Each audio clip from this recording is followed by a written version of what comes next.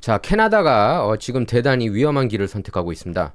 미국하고 무역 협상을 중단하고 미국을 상대로 정면 관세 전쟁 선포했습니다. 지금 조선일보에서도 아까 좀 전에 탑 뉴스로 나왔는데요. 미국에서도 마찬가지입니다. 예, 지금 이렇게 나왔죠. 미국 50% 관세에 맞불.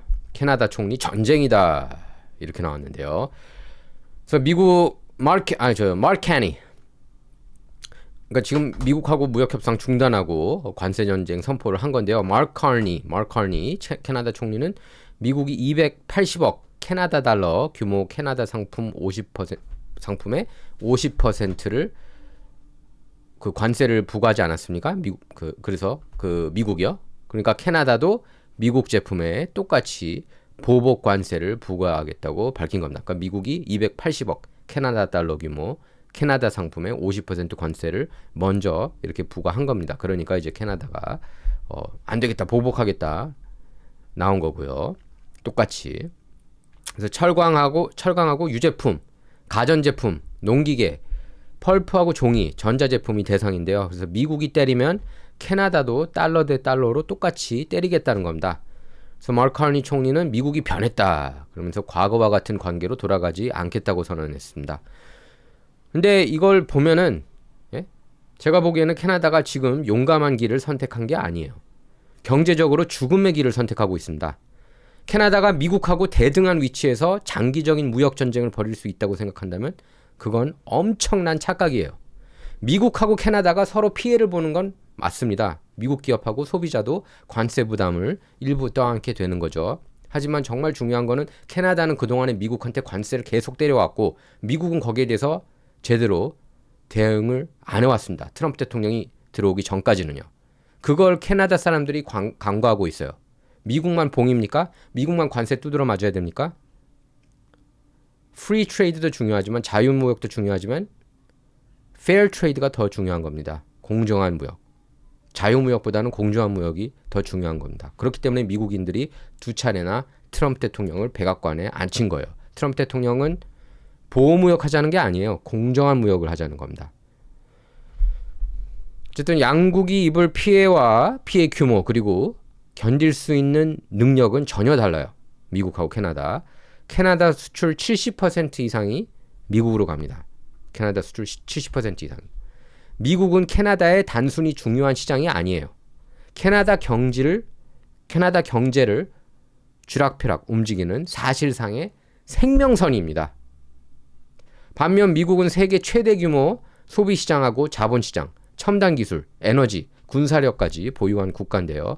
그래서 캐나다가 빠진다고 해서 미국 경제 전체가 무너지는 구조가 아닙니다. 그래서 캐나다는 미국에 등 돌린 뒤 유럽하고 아시아에서 새로운 시장 찾겠다, 이렇게 말하고 있거든요. 마크 카니 총리도. 말은 쉽습니다. 하지만 수십 년 동안 형성된 공급망하고 지리적 이점, 세계 최대 소비시장을 다른 나라들이 단기간에 대신해 줄 수 있습니까? 미국 경제가 세계에서 가장 강한 이유가 뭐예요? 소비시장이 엄청나지 않습니까? 다른 국가들하고 상대가 안 돼요. 그래서 캐나다 기업들은 국경 하나만 넘으면 미국 시장에 접근할 수 있습니다. 자동차, 철강, 목재, 에너지 산업 모두 미국과 하나의 경제권처럼 연결돼서 성장해 왔어요. 그런데 이제 캐나다 정부가 정치적인 자존심을 앞세워서 그 생명선을 스스로 끊으려 하고 있습니다. 이건 독립이 아니라 자해에 가깝죠. 특히 보복관세는 미국만 때리는 게 아니에요. 미국산 가전제품하고 농기계, 전자제품에 관세를 매기면 결국 가격을 부담하는 사람은 캐나다 소비자들입니다. 캐나다 농민하고 중소기업, 일반 가정 생활비가 올라갑니다. 미국 시장에 의존해온 캐나다 기업은 주문이 끊기고 투자자들은 더 안정적인 미국으로 대이동을 할 겁니다. 제가 캐나다에서 비즈니스도 차라리 미국 가겠어요. 캐나다에서 미국산 안 사겠다고 그러면. 그래서 미국하고 관계를 끊으면서 캐나다 경제를 보호하겠다는 말 자체가 모순인 거예요.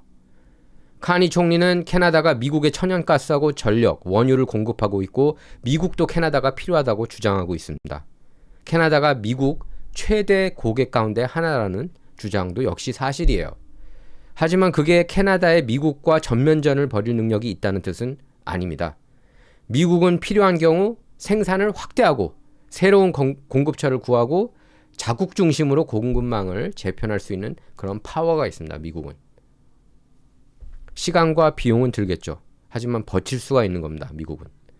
캐나다도 과연 그렇게 할 수 있을까요? 미국과의 관계를 대체할 시장과 자본, 안보망을 어디에서 확보하겠다는 겁니까? 중국입니까? 유럽입니까? 중국에 경제적으로 가까워질수록 캐나다가 얻게 되는 건 진정한 독립이 아니라 더 위험한 의존일 가능성이 높습니다. 유럽 역시 캐나다하고 거대한 대서양을 사이에 두고 있고 미국 시장을 완전히 대신할 수가 없어요. 캐나다는 미국을 적으로 돌린 대가가 관세 몇 %로 끝날 것이라고 생각해서는 안 됩니다. 기업 투자와 일자리, 환율과 물가, 공급망과 국가안보까지 연쇄적으로 흔들릴 수 있는 거예요. 그 대가는 캐나다 정부가 현재 상상하는 것보다 훨씬 크고 오래 갈 수 있습니다. 미국과 캐나다는 서로 원래 싸워야 할 적이 아니에요. 중국 공산당 그리고 러시아 같은 공동의 위협에 맞서야 할 최고의 동맹국이죠. 원래는 최고의 동맹국이어야 하죠. 예. 하지만 동맹에도 현실은 존재합니다. 세계 최강국, 예? 초강대국, 유일한 초강대국 아닙니까? 세계 유일한 초강대국이자 최대 시장인 미국을 공개적으로 적대하면서 과거와 동일한 경제적 혜택은 계속 누리겠다는 그건 불가능합니다. 과욕이죠. 그래서 캐나다는 지금 선택해야 합니다. 감정적인 반미 민족주의에 올라타서 미국과 끝까지 충돌할 것인지 아니면 현실을 받아들이고 인정하고 미국하고 다시 협상할 것인지 말입니다. 미국하고 등을 지는 순간 캐나다가 치러야 할 대가는 상상하기 어려울 정도로 엄청날 수가 있어요.